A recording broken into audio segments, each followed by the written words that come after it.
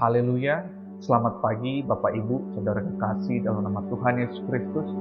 Kembali lagi bersama YPDI Film Latimas dalam program Menyapa. Sebelum kita mau melakukan aktivitas kita sepanjang hari ini, mari kita mau mendengarkan dan merenungkan firman Tuhan, supaya kehidupan kita boleh dipenuhi oleh firman Tuhan. Saya mau mengundang kita melihat dalam Efesus yang ke-4 ayat yang ke-17 sampai ayat yang ke-24. Sekali lagi saya katakan Efesus 4 ayat yang ke-17 sampai ayat yang ke-24. Saya bacakan bagi kita semua. Sebab itu kukatakan dan kutegaskan ini kepadamu dalam Tuhan, jangan hidup lagi sama seperti orang-orang yang tidak mengenal Allah dengan pikirannya yang sia-sia dan pengertiannya yang gelap, jauh dari hidup persekutuan dengan Allah, karena kebodohan yang ada di dalam mereka dan karena kedegilan hati mereka, perasaan mereka telah tumpul, sehingga mereka menyerahkan diri kepada hawa nafsu dan mengerjakan dengan serakah segala macam kecemaran. Tetapi kamu bukan demikian. Kamu telah belajar mengenal Kristus, karena kamu telah mendengar tentang Dia dan menerima pengajaran di dalam Dia menurut kebenaran yang nyata dalam Yesus, yaitu bahwa kamu berhubung dengan kehidupan kamu yang dahulu harus menanggalkan manusia lama yang menemui kebinasaannya oleh nafsunya yang menyesatkan, supaya kamu dibaharui di dalam roh dan pikiranmu dan mengenakan manusia baru yang telah diciptakan menurut kehendak Allah di dalam kebenaran dan kekudusan yang sesungguhnya. Puji Tuhan, Bapak Ibu Saudara kekasih dalam nama Tuhan Yesus Kristus. Firman Tuhan ini di ayat 17 mengatakan, sebab itu kukatakan dan kutegaskan kepada kamu. Menjadi sesuatu yang tidak mempunyai alasan bagi kita tidak mengenakan manusia baru itu di dalam kehidupan kita. Sebab pesan di dalam firman Tuhan mengatakan supaya kita menanggalkan kehidupan lama kita. Landasan Paulus mengatakan dalam ayat 1, sebab itu aku menasihatkan kamu, aku yang dipenjarakan karena Tuhan, supaya hidupmu sebagai orang-orang yang telah dipanggil berpadanan dengan panggilan itu.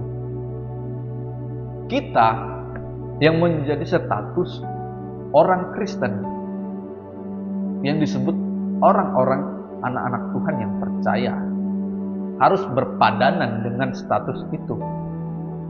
Sehingga yang kita perlu ketahui bahwasanya orang-orang Kristen, anak-anak Tuhan yang percaya, harus mengikuti teladan, yaitu daripada Yesus Kristus, mengerjakan hal yang baik yang memberkati banyak orang.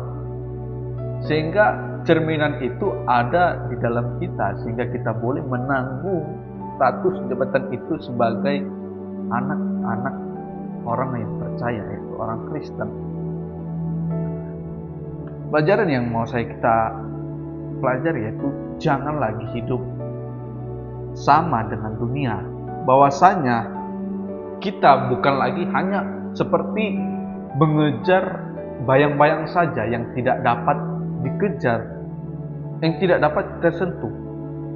Sesuatu hal yang hanya mengejar kebinasaan, hal yang fana, yang ada isi di dalam dunia ini yang sehingganya semua lenyap.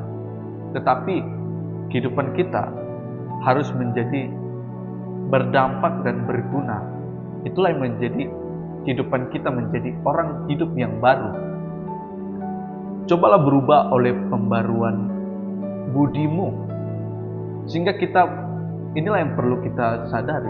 Kita perlu mengerti bahwasanya kita sudah diambil, kita sudah diangkat, ditarik dari kehidupan yang dahulunya kita adalah orang yang berdosa, sehingga kita bukan menjadi hamba dosa lagi, tetapi kita menjadi hamba yang dibenarkan oleh Yesus Kristus, karena Dia sudah mati dalam peristiwa kayu salib yang menjadi suatu kemerdekaan, kebebasan bagi kita. Inilah menjadi pesan bagi kita supaya kita tidak lagi sama seperti dunia ini. Ciri-ciri orang dunia adalah pengertian yang gelap. Pengertian yang gelap mengakibatkan kebutaan rohani. Sehingga kebutaan rohani adalah mereka mengenal Allah tetapi tidak tahu memuliakan Allah. Inilah yang sering terjadi, bahwasanya bukan hanya pada waktu itu, pada masa-masa sekarang pun orang banyak dalam persekutuan, banyak dalam relasi, komunitas-komunitas rohani, tetapi yang dipertanyakan adalah bahwasanya apakah mereka tentang hubungan mereka akan Allah itu baik atau tidak. Inilah yang menjadi suatu pertanyaan bagi kita. Harus mengubah suatu pola pikir kita sehingga kita boleh mengerjakan apa yang benar-benar sesuai dengan kehendak Allah, apa yang dimau Allah. Jadi saudara-saudara kekasih dalam nama Tuhan Yesus Kristus, pembaruan itu adalah sebuah progres, hal yang perlu kita renovasi dalam kehidupan kita sehingga kita boleh melakukan mengerjakan yang baik. Manusia baru bukan berdasarkan waktu atau tempo, tapi berdasarkan perbedaan kualitas dan natur. Nah, inilah menjadi renungan bagi kita supaya kita melakukan setiap kehendak Allah, menjadi penutup bagi kita. Jadi akhirnya saudara-saudara, semua yang benar dan semua yang mulia, semua yang adil, semua yang suci, semua yang manis, semua yang sedap didengar, semua yang disebut kebajikan dan patut dipuji, pikirkanlah semuanya itu. Inilah menjadi firman Tuhan yang boleh kita mau renungkan supaya kita mengerjakan setiap firman Tuhan itu. Biarlah firman Tuhan ini boleh menjadi berkat bagi kita semua. Kita sama-sama berdoa.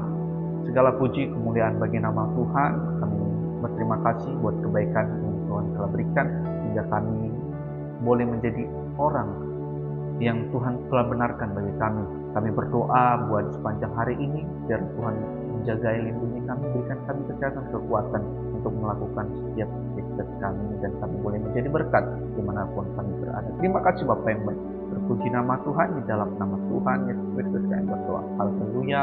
Amin.